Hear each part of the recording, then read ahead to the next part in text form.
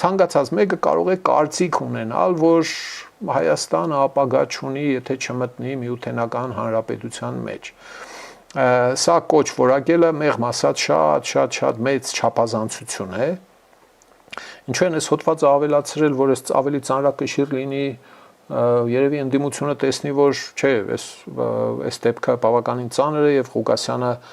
բանը ավելի բարդ դրության մեջ է հայտնվում, քան թե մինչև այս մեղադրանքը ներկայացնելն էր, չգիտեմ։ Դա կիմանա մեղադրողը,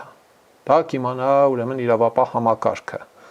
Եվ եթե հանկարծ դրա պատվիրատուն ուրեմն գործադիր իշխանությունն է հերուտանից տեղից, ենթադրենք վարչապետն ասել է բան արեք, ենթադրենք, չգիտեմ։ Հա, շատ ավելի վատ։ Եվ այս ձևակերպումը, այս տեքստը կամ այս համանման տեքստերը ինքնիշխանությունը զիջելու տրամադրությունների մասին է խոսում, բայց շեշտում եմ, ես դա որպես կոչ չեմ ընկալում։ Չգիտեմ, դուք ինչպես եք ընկալում, կարող եք գրել իհարկե ձեր կարծիքը։